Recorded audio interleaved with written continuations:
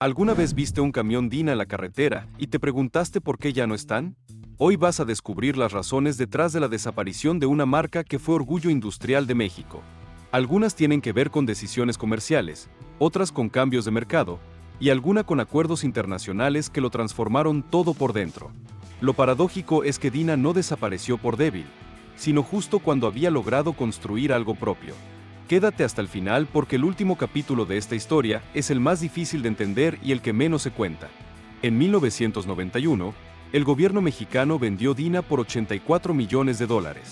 84 millones por una empresa que había tardado 38 años en construirse, que en su mejor momento producía 25,000 vehículos al año y que había sido la industria camionera más importante de toda América Latina. Lo que ocurrió dentro de esa fábrica antes de llegar a ese número es lo que vale la pena entender. Ciudad Sahagún, Altiplano de Hidalgo, 1951. No había prácticamente nada. Tierra seca, viento y un decreto presidencial que sonó a delirio cuando se anunció. Miguel Alemán Valdés había decidido que México iba a fabricar sus propios camiones desde cero, y que para alojar esa industria iba a construir también la ciudad que la necesitaba. El argumento detrás de esa decisión era difícil de rebatir. Cada camión que rodaba por los más de 21,000 kilómetros de carreteras que México llevaba años construyendo era extranjero de principio a fin. Cada motor, cada chasis, cada componente que importaba algo. Todo pagado en dólares que salían del país y no regresaban. La red vial crecía, el tráfico de carga crecía, y la dependencia del exterior crecía con ellos. El 28 de julio de 1951, con una inversión inicial de 75 millones de pesos y una alianza técnica con la italiana Fiat, nació Diesel Nacional. Dina, el primer fabricante real de camiones en suelo mexicano. Los primeros modelos salieron con tecnología Fiat y con una modestia técnica que nadie intentaba disimular. Camiones funcionales, sin alardes, pero fabricados en México desde el primer tornillo, no ensamblados con piezas extranjeras y con otro logo encima. Y esa diferencia era todo. Para 1952 ya había red de distribuidores en el Distrito Federal, en Monterrey y en Puebla. Para 1956 producían autobuses foráneos capaces de cubrir las rutas de largo recorrido que el país necesitaba. En 1963 arrancó la producción del D500, el primer camión de carga mediana de Dina, con cabina Lodestar de International Harvester. Un año después llegó el D600, con mayor capacidad de carga y mejor adaptado a las exigencias de las rutas del altiplano. Modelos que recorrieron las carreteras mexicanas cargando mercancía en una época en que ese trabajo era sinónimo de oficio y de respeto. Y el país que se había pasado décadas comprándole todo al exterior tenía, por primera vez, algo propio con que responder. Esa base técnica que Fiat había aportado al principio no iba a durar para siempre, y Dina lo sabía. En los años 60 la empresa soltó esa mano y empezó a moverse en varias direcciones al mismo tiempo, firmando acuerdos con Renault, con International Harvester y con la empresa estadounidense Flexible Corporation, cada uno aportando una pieza distinta a lo que Dina quería construir. Esa diversificación no fue un accidente de gestión ni una decisión tomada a la ligera. Fue una estrategia deliberada para convertir a Dina en algo más que un fabricante de camiones, y durante un periodo concreto de su historia lo consiguió con una amplitud que resulta difícil de encuadrar en una sola empresa. Fabricaba camiones de carga, tractocamiones, camionetas pick-up, autobuses urbanos y autobuses foráneos, todo desde las instalaciones de Ciudad Sahagún. Y desde 1968 producía motores Cummins Serie N bajo licencia en su propia planta, lo que significaba que no dependía de nadie para el corazón mecánico de sus vehículos. Un motor Cummins N desarrollaba entre 180 y 250 caballos según la versión, y tenerla en producción propia era una ventaja logística que sus competidores regionales no podían igualar. Pero hay un capítulo en la historia de Dina que no encaja con ninguno de esos productos, y que sin embargo está documentado con precisión. Llevamos años desenterrando lo que la industria prefiere que no sepas. Si eso te parece importante, suscríbete a Secretos de los Gigantes sobre Ruedas y no te pierdas ninguno. La empresa firmó un acuerdo con Renault para producir en México el Alpine A110, el deportivo francés de carrocería en fibra de vidrio que en Europa era sinónimo de velocidad y de escasez. Lo llamaron Dina Alpine, fusión de las dos marcas. Una fábrica del altiplano hidalguense, la misma que ensamblaba autobuses y tractocamiones, construyó autos deportivos durante un periodo concreto de su historia. El Alpine A110 pesaba en torno a 620 kilogramos, menos que muchas motocicletas de carga, y esa ligereza era toda su filosofía de diseño. Que Dina lo produjera en México dice mucho sobre el alcance real que llegó a tener la empresa. Ese catálogo tan amplio tenía un centro de gravedad, y ese centro llegó en 1968. Ya existía antes el modelo 311, el jorobado, llamado así por la cúpula trasera pronunciada que le daba un perfil inconfundible en cualquier calle mexicana. Fue omnipresente durante años y construyó la presencia de Dina en el transporte urbano de todo el país. Pero el 323 G1 fue otra escala completamente distinta. Lo lanzaron con motivo de los Juegos Olímpicos de México 68 y lo llamaron el Olímpico, un nombre que quedó pegado para siempre al modelo y a la marca. Llevaba un motor Detroit Diesel 8V71 de 318 caballos de fuerza, una caja Fuller de 5 velocidades y capacidad para 41 pasajeros. Para el transporte latinoamericano de esa época, esas especificaciones lo colocaban en una categoría aparte. El Olímpico fue columna vertebral de la Ruta 100 del Distrito Federal durante décadas, la red de transporte urbano más extensa y compleja que cualquier ciudad latinoamericana intentó operar en ese periodo. Se exportó a Centroamérica y América del Sur con el nombre de Delfín, y recorrió rutas de todo México hasta bien entrado el siglo. Para 1972, la capacidad instalada de producción de Dina había llegado a 25,000 vehículos anuales, una cifra que ninguna otra empresa camionera de la región podía presentar. Dina era en ese momento la empresa camionera más importante de México y de toda América Latina, con ingenieros propios, planta propia y un catálogo que no tenía equivalente regional.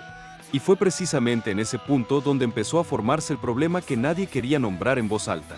El mercado mexicano estaba protegido por aranceles tan altos que ningún competidor extranjero podía entrar con precios competitivos.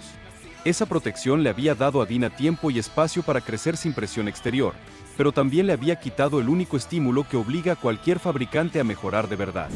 Sin competencia real, la urgencia de actualizar diseños, reducir costos y afinar procesos se fue diluyendo, y lo que había sido un escudo empezó a actuar como un techo.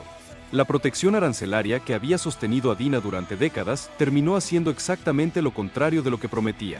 Sin presión exterior real, la burocracia interna fue creciendo sin que nadie tuviera incentivo para frenarla. Los costos operativos subían cada año, el endeudamiento se acumulaba y el Estado cubría los déficits al cierre de cada ejercicio. Mientras eso ocurriera, no había razón práctica para corregir nada. Y la tecnología fue quedándose atrás. Los fabricantes que operaban en mercados abiertos, con competencia directa y sin red de seguridad estatal, tenían que mejorar o desaparecer. Dina no tenía esa presión. Sus motores, sus plataformas, sus procesos de ensamble siguieron el ritmo que marcaba la inercia, no el que exigía el mercado. Entonces llegó 1986, y el escenario cambió de forma irreversible. México firmó su adhesión al GATT, el Acuerdo General sobre Aranceles y Comercio, el organismo que regulaba el comercio internacional antes de que existiera la Organización Mundial del Comercio. La adhesión significaba desmantelar los muros arancelarios que habían mantenido a Dina fuera del alcance de la competencia extranjera. Los camiones europeos, norteamericanos y japoneses podían entrar ahora en condiciones que antes eran impensables, con precios que reflejaban décadas de optimización en mercados sin protección. Dina, con su estructura de costos inflada y su tecnología rezagada, tuvo que enfrentarse de golpe a rivales para los que había entrenado toda la vida mientras ella miraba desde el margen. El resultado no tardó en materializarse. En 1989, el gobierno de Carlos Salinas de Gortari incluyó a Dina en el programa de desincorporación de empresas paraestatales, una política de reducción del Estado en la economía que afectó a decenas de empresas públicas mexicanas en ese periodo. Para Dina, la decisión tuvo una consecuencia concreta y con fecha. En 1991, la empresa fue vendida al Grupo Dina, un consorcio privado mexicano, por $84 millones, una cifra equivalente a lo que cuesta hoy una flota mediana de camiones de lujo en cualquier mercado europeo. 38 años de construcción industrial. La planta levantada en tierra virgen en el altiplano de Hidalgo, los ingenieros formados en Ciudad Sagún, los modelos que habían recorrido cada carretera del continente. El jorobado, el olímpico, el delfín. $84 millones. El consorcio comprador intentó mantener la producción, pero la empresa ya no tenía el músculo para competir en el entorno que había llegado con la apertura comercial. La planta de Ciudad Sagún fue reduciendo operaciones de forma progresiva. Los modelos emblemáticos dejaron de fabricarse uno a uno. La marca que había sido sinónimo de industria pesada mexicana fue desapareciendo de las carreteras a medida que las unidades envejecían y no había reposición posible. Y aquí está el dato que la mayoría da por cerrado sin serlo del todo. El nombre Dina no desapareció por completo. La marca siguió existiendo de forma residual en algunas operaciones, y el legado técnico de Ciudad Sahagún continuó en otras formas de producción industrial en la región. No es la Dina de los 25.000 vehículos anuales, ni la empresa que fabricaba Olímpicos y Alpines en la misma planta. Pero el nombre todavía existe, aunque con una estructura radicalmente distinta a la que tuvo en su momento de mayor capacidad. Eso es lo que queda de la empresa camionera más importante que América Latina produjo en el siglo XX. Una fábrica construida desde cero que llegó a definir lo que significaba mover mercancía y pasajeros en México, y que se fue desarmando pieza a pieza hasta quedar en lo que es hoy. El primer tornillo fue mexicano. El último también. En su mejor momento, Ciudad Sahagún empleaba directamente a más de 8.000 trabajadores en planta. 8.000 personas que llegaban cada mañana a soldar, ajustar, probar y sacar unidades por la puerta. Eso sin contar la red de proveedores locales que vivían de los pedidos de Dina.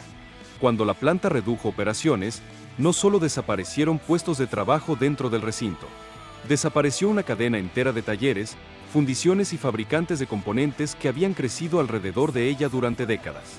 Una fábrica de ese tamaño no cierra sola. Se lleva consigo todo lo que había construido a su alrededor.